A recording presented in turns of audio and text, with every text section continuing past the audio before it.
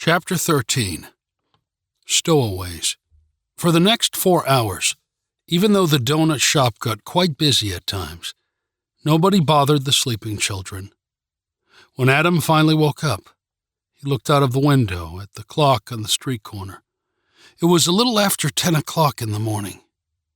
Adam wanted to let his sister sleep, if she could, because he didn't know when they would next have the opportunity to get some rest. But the truth was, he also didn't wake her because he had no idea what to do next. As he sat there, thinking they could be discovered at any minute, he looked out of the window and started watching people walk by the little shop. In the daylight, the people no longer looked like zombies. He saw families that looked happy, seemingly without a care in the world, and men and women carrying briefcases and over-the-shoulder bags heading to work or shops or parks. Adam imagined his own family boarding the train to go on some exciting excursion. He desperately wished he could wake up and realize that the events of the last 13 hours were just a horrible dream. He wished everything was back to normal. He wanted to be home in his own bed. He wanted his parents out of the hospital. But most of all, he wanted to know that Lake was going to be safe, and that one was all on him. Adam was feeling lower than ever. He questioned whether he made the right decision running and involving Lake in this reckless sham of a plan. He thought that his mom and dad would be upset with him for placing himself and his little sister in danger. He then started focusing on fighting back tears. He turned away from the window, looked at Lake, and tried to figure out what to do next. Another hour passed before Lake woke up. She stretched her arm a bit before sliding out of her seat and moving to the other side of the booth. She nuzzled up to Adam and put her head on his shoulder. Lake whispered, "We need to find her." Adam didn't know what to say. He was terrified. They were on the run from government officials, and the only person they could turn to was a grandmother they knew almost nothing about and who lived 1,000 miles away. Adam thought, it may as well be 1,000,000. Adam had been running through the scenarios for the last hour. He turned to Lake. "I don't know if that's the best idea. Maybe it would just be better for us to go back to the hospital. We can explain that we have to stay together." Lake. Running was a mistake. Lake was shocked. She couldn't believe her older brother was even thinking about giving up and going back to the hospital. Going back to the people who wanted to split them apart. Lake glared at her brother. "Are you serious? Why would Mr. Biggs, or whatever his name is, listen to a single thing we have to say after we ran away like that? There is no going back. We have to leave. We have to find her." Adam looked down at his feet. He had been agonizing about continuing the mission of finding their grandmother or going back to the hospital. Deep down, he knew Lake was right, but the fear had built up a pressure that weighed on his chest. It wasn't going away. "What else can we do, Lake? I'm not even 13, and you just turned 7 years old yesterday. We're kids. We can't go anywhere alone. These people..." Adam looked around and raised his hand, twirling his index finger in a circle. "Won't let us." Adam was trying to sound reasonable, but both he and his sister knew that the main thing fueling his argument was fear. She started turning red and sharply said, "We are going to find our grandmother. I don't care how scared you are. We need her, Adam. This isn't some game we're playing. This is our lives. So, I don't care if these people," the last part she said with a tone of heavy sarcasm, "won't let us. We're going anyway." Adam was annoyed that he was being lectured by his younger sister but realized that it was his job to protect her. It wasn't the other way around.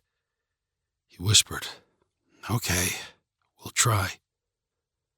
Lake's face softened.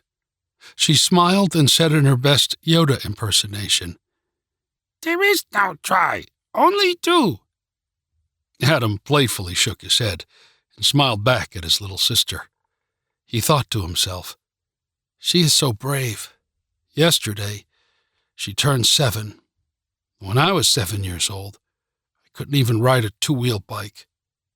He hoped he could be brave enough for her. Adam once again looked at the map. The Amtrak train traveled north to Chicago, continued through Wisconsin and Minnesota, and into North Dakota.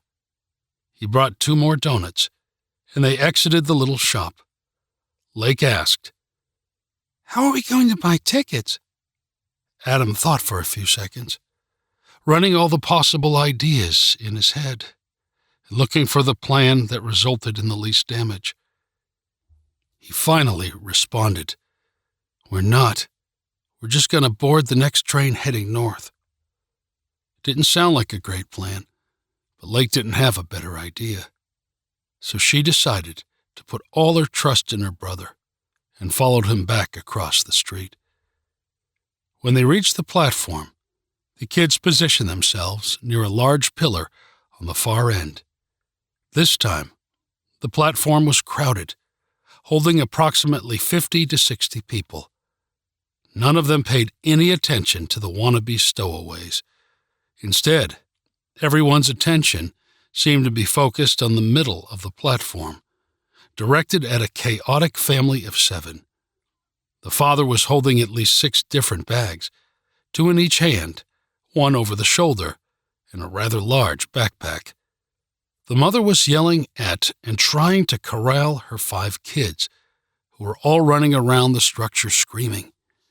Each of them had a toy gun in his or her hand, and they seemed to be in the middle of a great and spectacular, as well as devastating war against each other. They were hiding behind strangers, jumping over bags, and diving under benches. This was serious business for the 5 sibling soldiers. The war was not yet over when the train arrived. When it finally came to a complete stop, the doors of the great locomotive opened, and out of each stepped a porter, each whose job it was to only allow the passengers with tickets to board the train. They each began asking for tickets. Adam had not expected this. He thought they would be able to board, and porters would come around while the train was in motion. Adam and Lake had to think fast. They didn't have tickets, and Adam's plan seemed to be falling apart before it even started. About half the platform was now loaded onto the train, and Adam had not figured out what to do. They had been pushed forward by the crowd until, finally, the 2 of them stood directly in front of their porter. He was a short and stocky man with a very bushy white mustache. He looked at Adam and Lake and, in a low, deep voice, bellowed, "Tickets, please." Adam was slowly reaching into his pocket, faking as if it was no problem, and he would produce the tickets within seconds. When the man asked, "Where are your parents, son?" Adam started opening his mouth, not knowing what he was going to say, when they heard a loud, high-pitched scream that came from just up ahead of them on the platform, followed by, "You killed me!" It came from one of the kids engaged in the epic battle. "Michael, get over here!" This came from the exasperated and now embarrassed mother of the 5 small soldiers. The porter with the thick mustache looked away from Adam and Lake and took a step in the direction of the commotion, but then stopped when he realized what was happening. When he did this, Adam wasted no time grabbing Lake's hand and running onto the train. When the porter looked back, 2 other people were sticking their tickets in his face, eagerly trying to get aboard. He took a couple of quick glances around for the stowaways, then took the tickets and continued boarding the passengers. Adam and Lake had managed to get a free ride. After a few more minutes, the doors of the great machine closed, and soon the train started to roll forward. Adam didn't know when the next stop would be, or even where they were headed, but he understood that there was now no turning back.